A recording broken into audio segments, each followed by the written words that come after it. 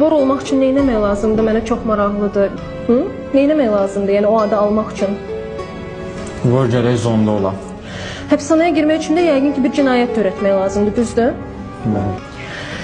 Yəni bu adı qazanmaq üçün birinci ya kimisi öldürmək lazımdır, həbsxanaya girmək lazımdır. Ondan sonra sizin o dediyiniz qayda qanunlara riayət etmək lazımdır.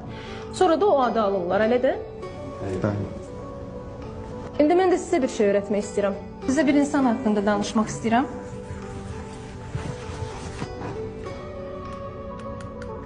Bu şəkildə gördüyünüz oğlanın adı Natiqdir.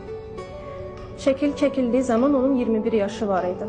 Bir gün heç kimə heç nə demədən bir məktub yazır valideynlərinə və məktubda yazır ki, mən gedirəm cəbhəyə. 105 gün ərzində aç susuz öz postunu qoruyur.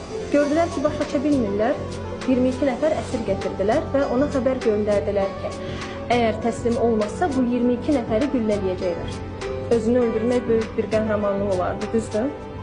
Amma o daha üstün bir qəhrəmanlığı seçir. Bayrağı əlində ermənilərin qarşısına çıxır. Həmin oğlanın adı Natiq Qasımovdur.